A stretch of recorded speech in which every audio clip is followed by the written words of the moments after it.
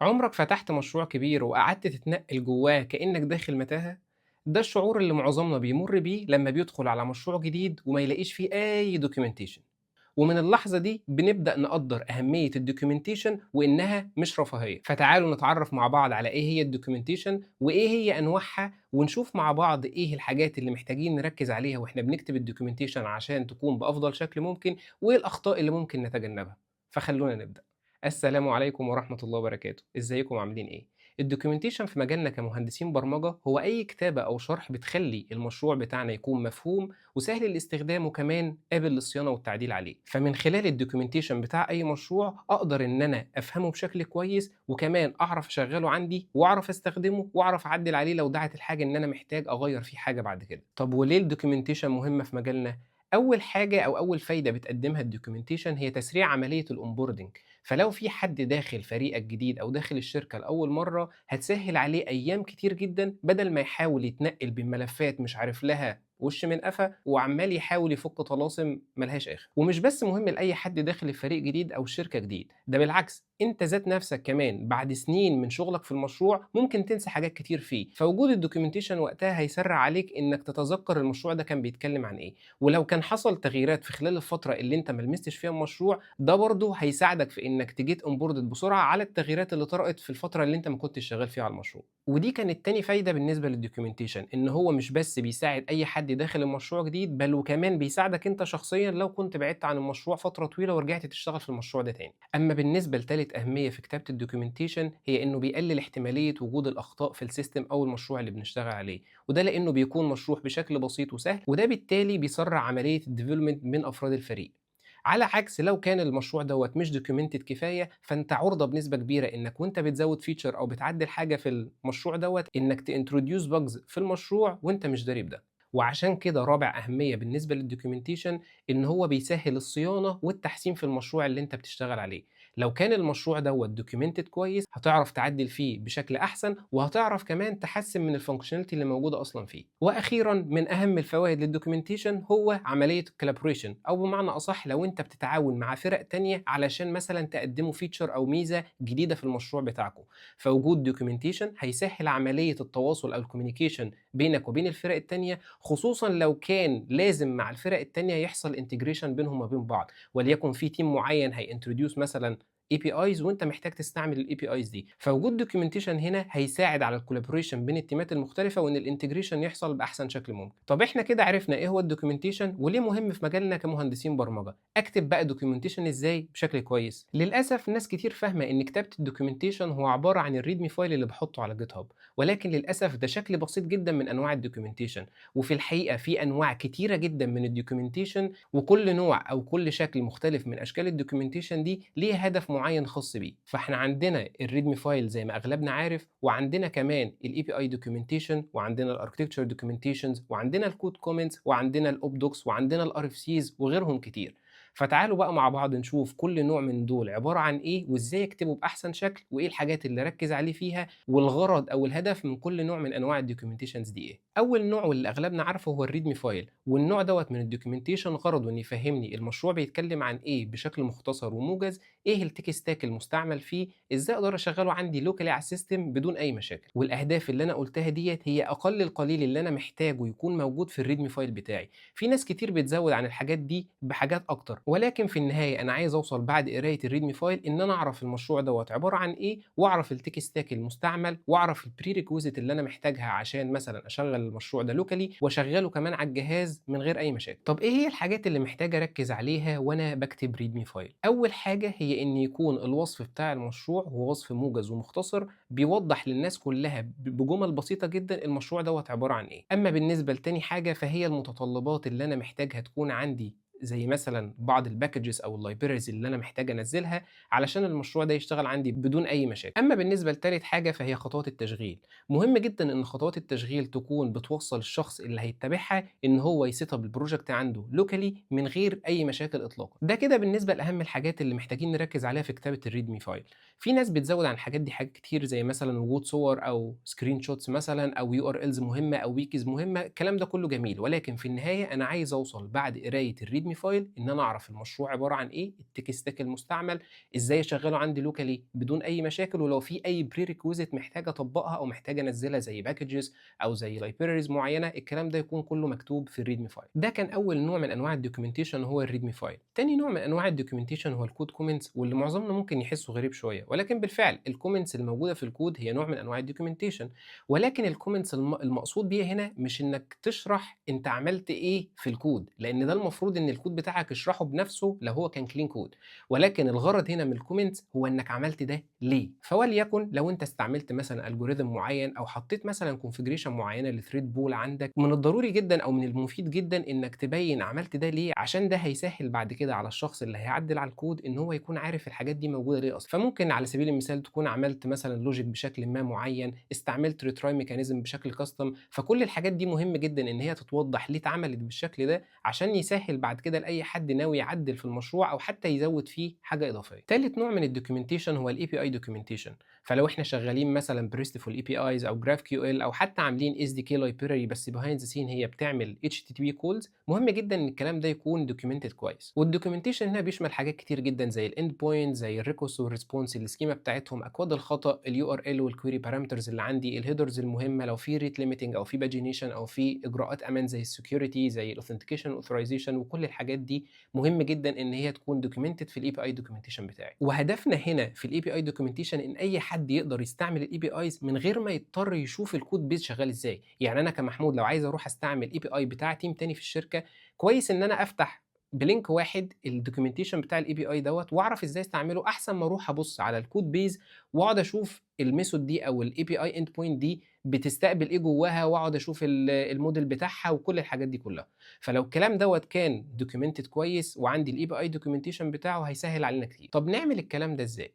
في حاليا تولز كتيره جدا بتعمل الكلام ده اوت اوف ذا بوكس. فعندنا مثلا دلوقتي سواجر واوبن اي بي اي اللي من خلال يعمل فايل نقدر نجنريت بيهم الاي بي اي دوكيومنتيشن بتاعنا، وعندنا ادوات زي بوست مان واي بي اي دوج وغيرها كتير لو انا عايز اعمل اي بي اي تيستنج واشوف الاند بوينتس ديت بتبيهيف ازاي. ومن اهم الحاجات اللي نخلي بالنا منها واحنا بنعمل اي بي اي دوكيومنتيشن هي موضوع الفيرجننج، لان وارد جدا مع الوقت في حاجات يحصل لها ديبريكيشن، فكويس ان يكون الاي بي ايز بتاعتي معمول لها فيرجننج بشكل كويس. تاني حاجه مهمه نخلي بالنا منها ان احنا عايزين الاي بي اي دوكيومنتيشن دي تكون اب تو ديت، فبالتالي احنا محتاجين نعمل لها ابديت بشكل دوري، فاي حد يشوف الاي بي اي دوكيومنتيشن ديت ما يكونش اوت ديتد ولكن يكون اب تو ديت.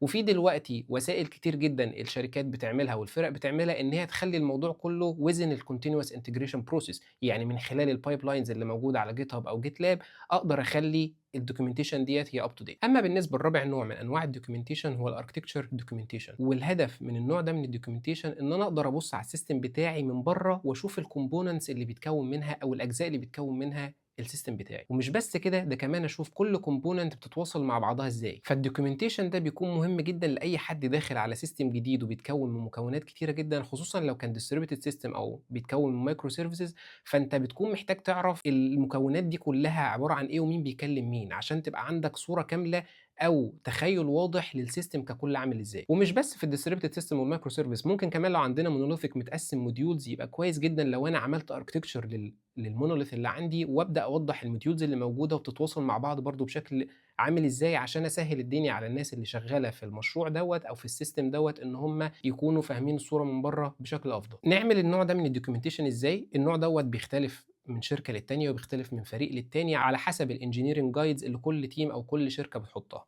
ولكن انا بقول لكم لو حتى الكلام ده معمول بقلم رصاص وورقه وقلم احسن بكتير جدا من ان هو ما يكونش موجود اصلا، لان هو هيوفر كميه وقت ومجهود لا تتخيلوها، خصوصا لو جينا نعمل تحسين في السيستم وكان في مشاكل. لو كان السيستم قدامي او الاركتكتشر بتاع السيستم مرسوم، هقدر اسبوت على طول لو كان في مشكله في الحته ديت وابدا افكر لها في حلول. ومن المهم جدا ان انا اوضح النقطه دي، وهي ان اغلب الشركات وهي بتعمل اركتكتشر دايجرامز بتاعتها بتستعين بنسبه كبيره جدا بالسي 4 دايجرام. طب ايه هي السي 4 دايجرامز دي؟ هي نوع من انواع الدايجرامز اللي بتوصف الاركتكتشر بتاعك من ناحيتين، من ناحية الbusiness ومن ناحية الengineering. فبتوع الbusiness اللي هم مش مهتمين بالجزء الtechnical يقدروا يشوفوا الصورة الكاملة للarchitecture بتاع الsystem ويعرفوا مين بيكلم مين، وفي نفس الوقت في الC4 diagrams يقدر الناس بتوع الengineering إن هم برضه يشوفوا الsystem عبارة عن إيه وبيتكون من إيه.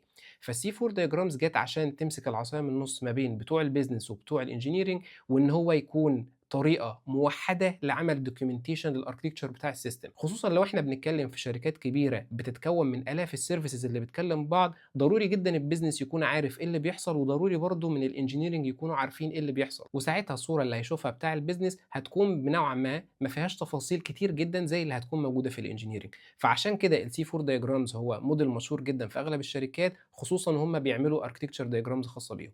لو حابين أو مهتمين إن إحنا نتكلم عنه سيبوا لي ده في الكومنتس، وإن شاء الله ممكن نعمل عنه فيديو تفصيلي بمثال أو use case حقيقي. برضه من الحاجات اللي نركز عليها في النوع ده من الدوكيومنتيشن وهو إن إحنا لو عندنا تيك ستاك معين نكون موضحينه في الاركتكتشر ده هيسهل كتير جدًا بعد كده لو حبينا نعمل تغييرات معينة. فلو بتستعمل مثلًا كيو وضح إذا كان ده كافكا كيو أو رابت ام كيو، لو بتستعمل داتابيز وضح نوع الداتابيز سيكوال نو سيكوال، فابدأ وضح التكنولوجي اللي أنت بتستعملها أو التيك ستاك اللي أنت بتستعمله في الاركتكتشر دياجرام عشان يسهل الدنيا بعد كده في اتخاذ القرار.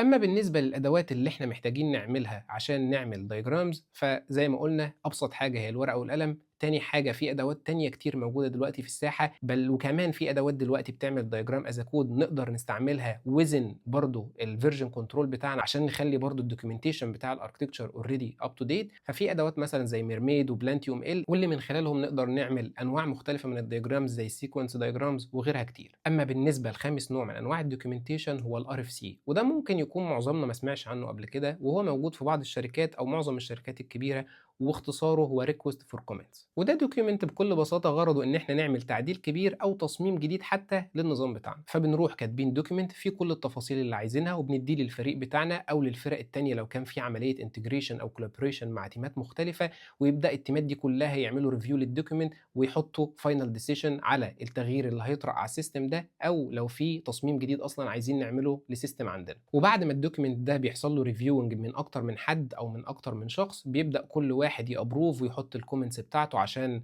نشوف لو في تعديلات مثلًا محتاجين نعملها فنبدأ نغيّرها، والله الحل ده كان فيه مشكلة خلاص نبدأ نفكر في حل تاني، لحد ما في الآخر نوصل لfinal agreements سواء كان داخلي في الفريق أو ما بين الفرق وبعضها. المهم إن إحنا بنوصل لagreements في آخر الRFC عشان ننفذ الحاجة الجديدة اللي إحنا عايزين نعملها دي. طب بنكتب إيه بقى في الRFC؟ الRFC برضه بيختلف من شركة للتانية على حسب الengineering guides بتاعتها، ولكن المهم أو اللي إحنا عايزين نوصل منه للRFC إن هو يكون بيوصّل للشخص اللي بيقراه إيه هي المشكلة، إيه هو الcontext، إيه هو الحل المقترح أو الحلول المقترحة، طب إيه هي المفاضلات بين الحلول دي وبعضها، ولو في أي حاجة تانية إضافية عايزين نزوّدها. دي كده حاجات بسيطة أو حاجات basic. ففي شركات بتزوّد حاجات كتير تانية مهمة زي مثلًا إيه هو الimpact، إيه هو الcost analysis بتاعنا، إيه هو الrisk and compliance، إيه هي الdata stewardship والownership، طب إيه هو الobservability اللي هيتم، الfailure handling هنعمله إزاي، لو في security measurements نخلّي بالنا منها. كل مهم جدًا إنه يكون متوضّح في السيستم الجديد ويتم النقاش فيه.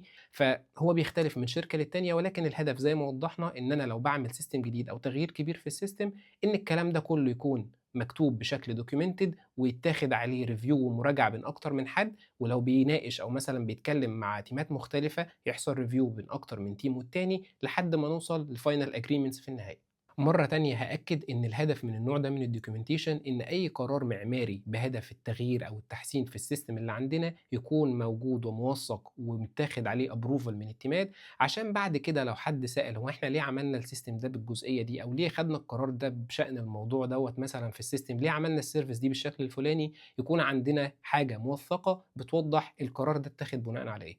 أما بالنسبة لسادس نوع من أنواع الدوكيومنتيشن هو الأوبدوك أو اللي إحنا بنسميه Operation Document، وده بيكون مهم جدًا لفرق زي الDev Ops أو الSREs أو حتى الDevelopment Team لو هم مسؤولين عن عملية الOperations للProduction Systems الخاصة بيهم. وأفضل حاجة إن إحنا لو عندنا بعض الalerts اللي بنحطها مثلًا على Grafana أو Say أي يكن Observability Tool عندنا، إن إحنا مع كل alert يكون ليه الأوبدوك الخاص بيه، بحيث لو حصل alert من نوع معين أقدر أفتح الOperation Document الخاصة بالنوع ده من الalert واتبع الخطوات اللي فيه واعرف اتعامل ازاي مع الاليرت. ومره تانية برضه الاوب دوك بيختلف من شركة للتانية، ولكن من الحاجات المهمة واللي أغلب الشركات بتكون حاطاها في الأوبريشن دوكيمنت بتاعها هو إزاي نشغل السيستم، إزاي نعمل ديبلوي ورول أوت، وإزاي نعمل رول باك وأبورتنج للرول أوت، إزاي على سبيل المثال أشوف اللوجز اللي موجودة الخاصة بالأليرت ده أو بالسيستم ده أو بالسيرفيس دي حتى، إزاي أشوف الجرافانا داشبوردز أو الأوبزرفابيلتي داشبوردز اللي أنا بانيها اللي خاصة بالأليرتات ديّة أو خاصة بالنوع دوّة من السيرفيسز اللي عندي، إزاي أعمل debugging وأشوف الroot cause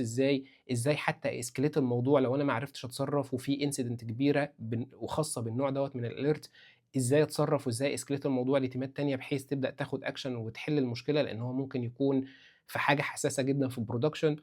فكل الحاجات دي محتاجة إن هي تكون متوضحة في الoperation documents. برضه من المهم جدًا إن إحنا الoperation documents بتاعنا يكون مفهوم لأي حد برّه الفريق بتاعي، لإن أنا مش عايز مثلًا لو أنا عندي مثلًا team في الشركة SREs مثلًا أو DevOps مثلًا، هم المسؤولين في فترة معيّنة عن الجزء الoperations والmaintenance بتاع السيستم، إن يحصل مثلًا مشكلة في الproduction وما يعرفوش يتصرّفوا. أنا عايز الop docs ده أو الoperation document ده إن أي حد يقراه يعرف يتّبع الخطوات اللي فيه ويمشي بمنهجية محددة يقدر من خلالها على الأقل إن هو يقدر يmitigate الissue دي. وبرضه هأكد تاني إن أي شركة بتكون حاطة flavor خاصة بيها للنوع دوّة من الdocumentation، في ناس بتسميه run book، في ناس بتسميه بأسامي مختلفة، المهم إن وجود النوع ده من الdocumentation أحسن بكتير جدًا من عدم وجوده، خصوصًا في الشركات كمان اللي بيكون فيها on call duty، وإنك ممكن يكون في شخص بيصحى من النوم بالليل عشان على صوت incident بتحصل من pager duty مثلًا على سبيل المثال، وهتلاقي ناس كتير جدًا بتعاني من الموضوع دوّة، فسهِّل الدنيا على زمايلك وسهِّل الدنيا على غيرك، لإنك مش هتحب جدًا إنك تصحى من النوم بالليل وتلاقي في حاجات ضاربة في الproduction وأنت مش عارف تتصرّف إزاي. ومهم جدًا إن مع كل incident هتحصل أو مع كل alert هيضرب في وشنا مثلًا في الproduction إن إحنا نروح في الop doc دوّة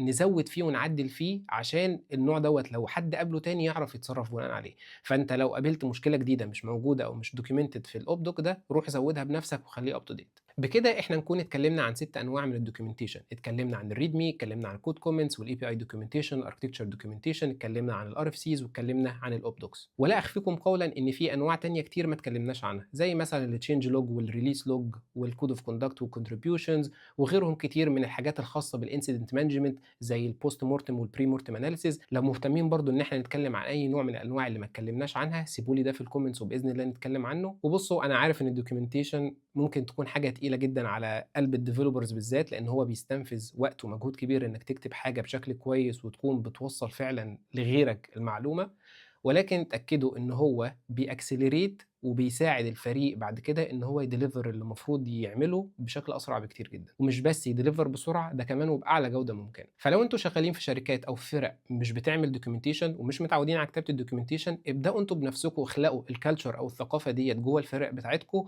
وابدأوا اكتبوا documentation، وأنتم ذات نفسكم هتلاقوا إن الثقافة دي بقت منتشرة، وهتلاقوا زمايلكم بدأوا يعملوا documentations هم كمان. ولو حابين تenforceوا الموضوع دوّة إن الdocumentations تكون up to date زي الreadme أو الdocumentation، ممكن ده يتم من خلال الBR أو الMR's review، إن يكون في check list بتنبه إنك لازم تعمل update للreadme file وبتget checked، أو الMR مش هيget approval إلا لو حصل check list على إن الdocumentation حصل له updating. وأظن دلوقتي مع وجود الAI tools الموضوع بقى أسهل بكتير جدًا، فمش محتاجين إن إحنا نconsume وقت كبير في كتابة الdocumentation، وكل اللي علينا نعمله إن إحنا نبدأ. وبكده نكون خلصنا كلام عن الdocumentation. اكتبوا لي في التعليقات لو أنتم بتطبقوا الكلام ده في الشغل أو في نوع معين من الdocumentation عايزين تعرفوا عنها أكتر أو أنتم بتستعملوها وأنا ما اتكلمتش عنها. وفي الختام سبحانك اللهم وبحمدك أشهد أن لا إله إلا أنت أستغفرك وأتوب إليك.